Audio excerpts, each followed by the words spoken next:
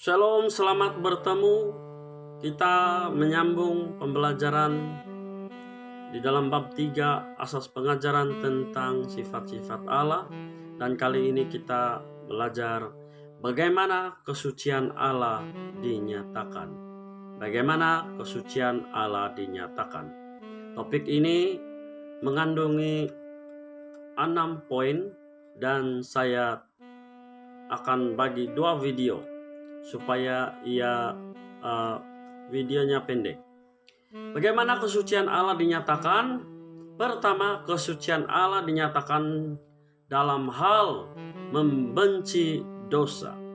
Habakuk pasal 1 ayat 13, matamu terlalu suci untuk melihat kejahatan, dan engkau tidak dapat memandang kelaliman.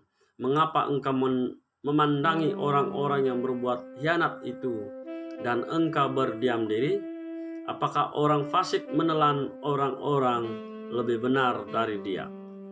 Anda juga boleh membaca Kejadian pasal 6 ayat 5 dan 6, Ulangan 25 ayat 16, dan Amsal pasal 15 ayat 9 dan 26. Poin yang kedua, bagaimana kesucian Allah dinyatakan? Kesucian Allah dinyatakan dalam hal berkenan akan kebenaran dan kesucian. Kesucian Allah dinyatakan dalam hal Allah berkenan akan kebenaran dan kesucian. Amsal 15 ayat 9 mengatakan, jalan orang fasik adalah kekejian bagi Tuhan, tetapi siapa yang mengajar kebenaran dikasihinya. Di dalam Imamat pasal 2, Imamat pasal 20, Imamat pasal 19 ayat 2, dan Imamat pasal 20 ayat 26 mengatakan, Imamat 19 ayat 2 mengatakan, berbicara kepada segenap jemaat Israel dan katakan kepada mereka, kuduslah kamu, sebab aku Tuhan Allahmu kudus.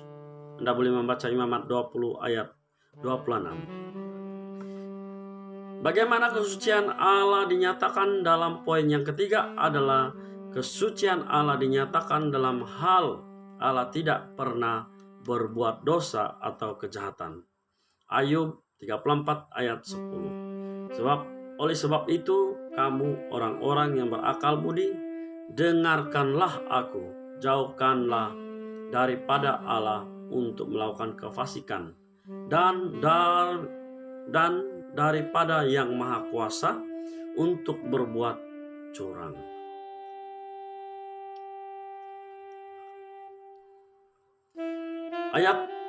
Poin yang keempat adalah bagaimana kesucian Allah dinyatakan. Kesucian Allah dinyatakan dalam hal-hal orang berdosa diceraikan daripada Allah.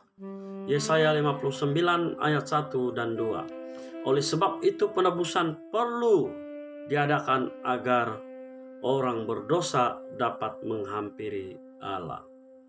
Hal ini dapat diketahui pada ayat Efesus 2 ayat 13. Tetapi sekarang di dalam Kristus Yesus, kamu yang dahulu jauh sudah menjadi dekat oleh darah Kristus. Anda boleh membaca di dalam Ibrani 10 ayat 19, Yohanes 14 ayat 6. Tidak ada orang yang dapat menghampiri Allah kecuali melalui darah Tuhan Yesus yang tertumpah di kayu salib.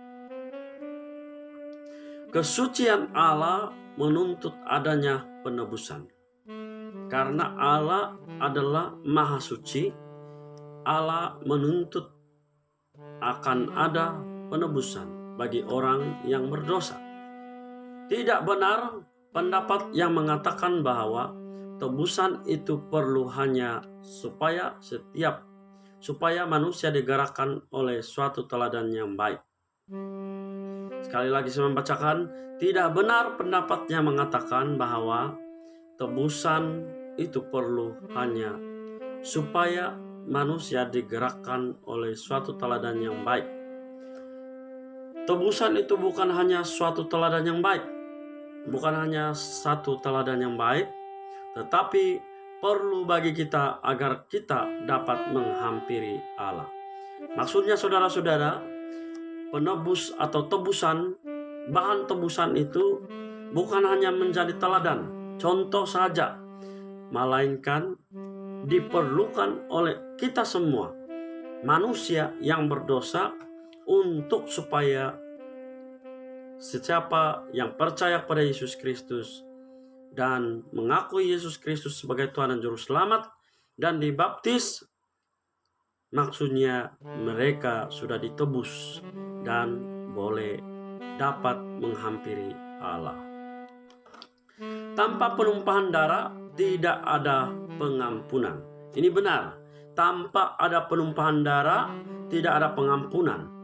Ini sudah terjadi di dalam Perjanjian Lama dan kemudian digenapi segala ritual di dalam imamat melalui darah Yesus tertumpah di kayu salib.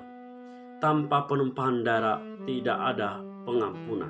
Maksudnya sebab Allah itu suci, dosa harus diampuni sebelum manusia dapat bersekutu dengan Allah.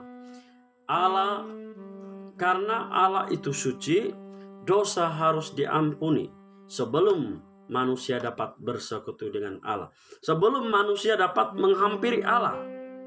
Jadi saudara-saudara, tanpa penebusan maka tidak ada satu orang pun yang dapat menghampiri Allah.